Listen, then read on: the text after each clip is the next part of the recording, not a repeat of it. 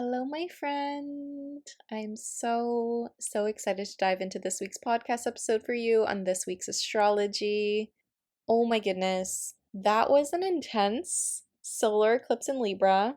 I will say that we're not going to feel it until this week in terms of that passive aggressiveness from Mars, in terms of the intensity of that eclipse. So be sure to check back on the solar eclipse in Libra breakdown because that's going to give you so much context for this week. Now, in this podcast episode, I'll be going through the transits of this week, what to expect, how to best prepare, how to use the energy to your advantage. I will then touch on October theory and dive deep into the astrology of October theory. And then I will end off this podcast episode with a tarot reading of what energy to embrace, what energy to let go of. So let's just dive right into it. Starting off with October 9th, Jupiter in Gemini turns retrograde. So I did break this down in your October forecast. So go listen to that episode if you want more context. However, I will say that on the 9th, pay attention to what happens for you because you could feel a bit more burnt out. You could feel a bit overwhelmed because with Jupiter and Gemini energy, Jupiter is traditionally uncomfortable in the sign of Gemini. So you could feel a bit overwhelmed by a lot of information, a lot of conversations. Maybe you took on too much. You could be feeling a bit burnt out. So this is the time to rest and recharge. I highly recommend that for this week because a lot of transits are suggesting this. So keep this in mind. I will say, if you are a Pisces rising or Sagittarius rising, you're really going to feel this retrograde. So pay attention to what happens for you. Jupiter in Gemini will be retrograde for quite a few months. It's a very slow moving planet. You're not going to feel it as much as Mercury, Mars, or Venus. However, with Jupiter retrograde, we are reassessing our faith. We're reassessing our sense of spirituality. We're reassessing how we find ourselves to be lucky. We're reassessing what knowledge do we have, how magnetic do we think we are. This is honestly such a good opportunity when you think about it to rewrite your belief system. I think Jupiter retrogrades can really help us understand our belief system in a new light. However, I do want to mention that some astrologers do say that you receive more blessings during a retrograde because you're more likely to be in receiving mode. So pay attention to what happens to you on the 9th. I will say some people could get a bit confused with this energy with Jupiter and Gemini just because this looks like an overwhelmingly large amount of information and you're just trying to process it. Then on October 12th, Pluto in Capricorn turns direct. So this is pivotal. This is going to be the last time Pluto is in Capricorn. So I will say with Pluto direct, more secrets can be revealed. More things from beneath the surface are going to come to light. We're going to see more investigations. We're going to see more corruption in terms of what has been happening without our knowing. This is more so for society in general. This is more so for the public. This could happen in your individual life. However, I will say it's most likely a more public situation. So I broke this down much more in depth in the October forecast. So go listen to that if you're curious. If you are a Capricorn, you will be feeling this. Okay, so take note of what happens to you October 12th if you're Capricorn rising or you have a lot of Capricorn placements. Really, really interesting to see what happens for you. Now, on the same day, on October 12th, Jupiter in Gemini sextiles Chiron in Aries. So this is a slow moving transit because this has been happening for quite some time, not the exact, but because Jupiter has retrograded, this is now the second exact point with Jupiter in Gemini sextile to Chiron in Aries. This is incredibly healing.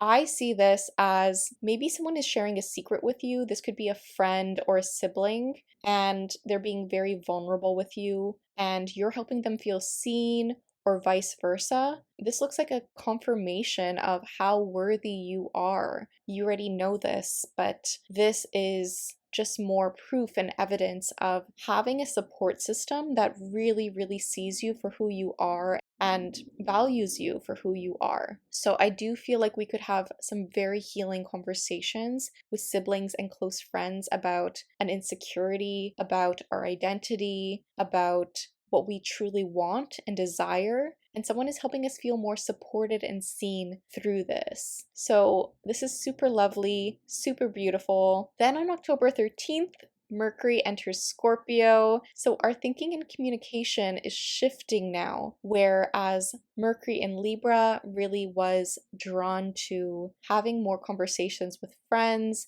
having a more balanced approach to navigating conversations. Maybe you saw people pleasing a bit more, or no one wanted to stir the pot. I will say with Mercury entering Scorpio, this is such a great energy for investigation. This is such a lovely energy to dive deep into esoteric topics like astrology or tarot. This is such a great energy to really uncover history around your ancestors, or even understanding more about your emotions in a very deep way. So perhaps you could read more books on trauma or generational patterns. That's a possibility. You could also just be drawn to things that are a bit darker, a bit more taboo, and it sparks your curiosity. You could also hear more people having conversations around this, right? This makes sense because Halloween is this month. It is on the 31st. So with Mercury entering Scorpio, I do feel like this is such a vibe. Definitely the vibe for this. Then on the same day,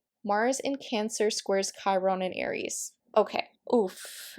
This is a bit more painful. This is a bit more tricky. I do see someone getting quite hurt on this day. This could be just feeling like someone is emotionally reacting to a deep wound. You could feel a bit more insecure about the work you're doing this day. This could also look like having a conversation with your mom at this time and she says something that does hurt you in some form. This could also look like you feel like the work you're doing and the actions you're taking are not giving you the reward you're seeking. There's something here where you could get triggered. And I'm stating this because I want to mentally prepare you. Ultimately, this is helpful. This is showing you what you need to change in your life. How can you see yourself as innately worthy just as you are, in terms of your identity, in terms of your sense of self, in terms of how you're worthy of what you desire, of what you want. So I do feel like there can be instances where people get really passive aggressive with that Mars and Cancer energy, or people could emotionally react to a certain situation. So on this day, I highly, highly recommend to do more meditations or do something healing for your body. May that be dancing, maybe that is taking a walk, taking time for yourself, shaking it out. This is a good time for that. Doing something physical with your body that is very, very healing. Now, those are the transits of the week.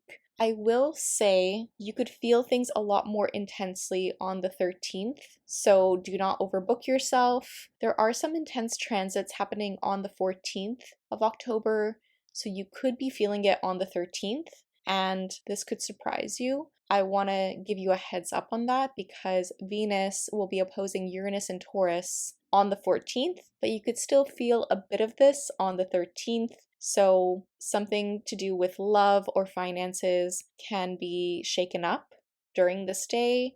This could be quite shocking. We also have the Sun in Libra opposing Chiron in Aries on the 14th, and then the Sun in Libra square to Mars in Cancer on the 14th. This is intense. I am giving you a heads up on this because I would not overbook yourself. Try to give yourself some extra care and love on the 13th and the 14th, and really pace yourself. We do have the Sun trine Jupiter in Gemini on this day, so that is kind of uplifting us through this heaviness. Yet the 14th is probably one of the harshest days of the month. And I want to prepare you for this. And honestly, I would just use this day to do some really deep healing work. May that be journaling, meditation, EFT tapping, whatever that is, to really process what is coming up for you. I highly, highly recommend to do that for yourself. So those are the transits of this week. A lot of these transits were seen in the solar eclipse in Libra chart. So this is the week you're really going to feel that solar eclipse energy. I will say that the most intense eclipse dates are usually between the eclipses. However, because this last solar eclipse was a bit more tense, you're going to feel it a bit longer until the full moon in Aries, and ultimately things will unfold for you until 2025 for this eclipse story. So keep that in mind. If you want to dive deep into this, I only have 4 spots left for birth chart readings in October. If you want my help in understanding your career, your relationships, your family patterns, yet also your life path of where you're heading this lifetime, your past lives, and diving deep into your blind spots of what are you missing, what are you not seeing, and how can you tap into your strengths, your natural born strengths. Now is the perfect time to book a reading because I won't have any readings for November. I love giving readings to people. Also, this is the perfect time to book for spooky season if you want to just make your October extra, extra special. If you are a Libra or a Scorpio, I also offer birthday readings of your year ahead. So if you want to get more excited for the next year of your life, a solar return reading is perfect for you. You could check that out with the link down below. I'm so excited to dive into your birth chart. Now, I wanted to talk a bit about October theory for this podcast episode because I've been hearing this on TikTok and it's blowing up, and everyone really speaks on October being this plot twist of a month where things suddenly change in October for you. I want to talk about the astrology behind this theory. Now, October theory is super interesting to me because, first off, we've had eclipses in October since 2022, so that is great to note. And eclipses are catalysts for change. This is often where the turning point is for someone, is during eclipse dates. So the fact that we've had eclipses in October for the last 2 years is very significant. This is great to keep in mind. Now let's say we're thinking of before 2022. Okay, so the astrological new year occurs in March during Aries season. This is when you get that fresh burst of energy. This is the fresh new beginnings type of energy. It always happens every year in March. Now for October though, October is Libra season and Scorpio season. Now the interesting thing about Libra is it's a cardinal sign. Because Libra is a cardinal sign, it is the sister sign to Aries. There's this duality with Aries that is very unique with Libra. There's this energy of fresh new beginnings with Libra being a cardinal sign. Yet, oftentimes, it's usually very relationship oriented. So this plot twist that everyone is speaking on that happens in October, this is when things get interesting. This is when things are revealed because usually we start to understand ourselves in a new light based on the relationships we're in. Now, a new relationship could appear in our lives in October. May that be a business partnership or friendship or romantic relationship. Of course, this is different for everyone based on your specific birth chart, yet maybe we're starting to see the players in October change. Maybe we're starting to see people in a different light in October because we're so focused on relationship. We're so focused on partnerships. So it's just really interesting to me that everyone speaks on this plot twist energy of October. Now, I also want to point out that Scorpio season starts at the end of October, around the 22nd. So because of this, there is a huge mass transformational energy with Scorpio season. The modern day ruler of Scorpio is Pluto, and Pluto is the planet of transformation, rebirth, death, and we are really confronted by our shadows in Scorpio season. This is honestly great. This is honestly so helpful for us. This is honestly a very exciting time where we're faced with our emotions and processing our emotions in a way where we're starting to see, who can I become? So when we're thinking about Libra season, being very relationship oriented, being very values driven, helping us see what justice still needs to happen in our life. How are we showing up for ourselves based on our values? Are you aligning your relationships to your values in Libra season? And we're being confronted with understanding who we are through partnership in any type of form. Then, when we enter Scorpio season, we have to confront what is being brought up for us. We have to confront what we've learned through those partnerships and what we still need to heal. What do we still need to work on for ourselves? I always see Scorpio season as this purge energy. We have to kind of purge and shed our skin and really feel renewed afterwards. We get that uplifting, motivational, optimistic energy in Sagittarius season. But before we can reach that point, before we can reach that fiery and passionate energy of Sagittarius season, we have to be confronted with our emotions in Scorpio season to really deep dive into, what are we still healing from our ancestors? What generational patterns do we still need to work on? How are we handling our emotions? What are you hiding from yourself?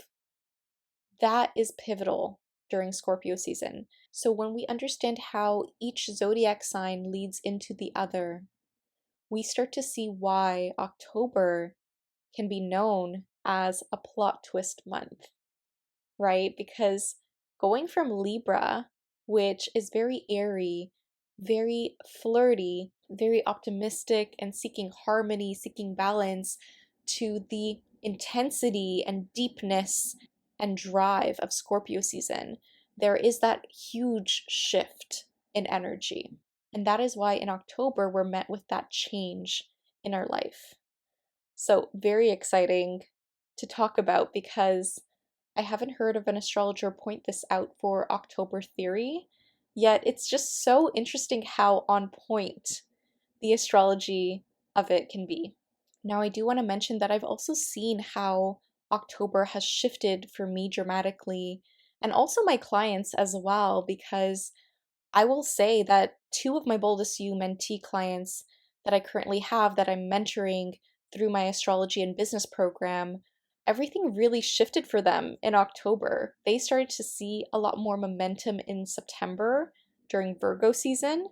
And I will say one of my boldest you mentees has surpassed her income goal for September, which was amazing to witness.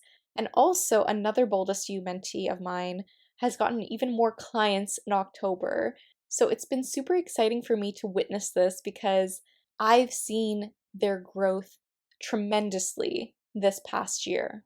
They've been working with me for the last few months, since January, and I want to mention that long-term mentorship is so important, so transformational. My life has completely changed by hiring mentors. So, by witnessing how many wins my boldest you mentees have made in the last few months, it's been outstanding. It's honestly been so eye-opening for myself, because it's made me see how much I want to mentor more people. So, I am super excited to announce that applications are now open for 2025 for my Boldest You Mentee program. And this is specifically for you if you are a spiritual business owner wanting to use astrology to your benefit to really transform your business, to grow your business in a very sustainable way. The Boldest You Mentee program is my one-on-one program, so you get individualized support with me throughout the month. This is specifically for people who want to utilize astrology, but also social media for their businesses to really understand the brand of their business. This is only for people who want to help more people and really inspire and uplift them and heal the world. So I'm super excited that applications are now open, and I got such an amazing response last year. I am super grateful. So I'll leave a link to that down below if you want to apply to the program for 2025. If you're ready to take your business to the next level, if you're ready to become the boldest you. Now let's get into your tarot reading for this week. So the first card out, we got the Knight of Pentacles. Okay, so this week, we're really trying to pace ourselves with the work we're doing, with how we're receiving money, how we're giving money. So this week, we're really trying to pace ourselves with the work we're doing. We're really trying to pace ourselves with all the physical, material things that we have to check off our list. This is the week to go slow. This is not the week to rush anything. I will say we'll have our finances on our mind this week. We're really trying to figure out what can we build for ourselves? What's going to grow long term for us?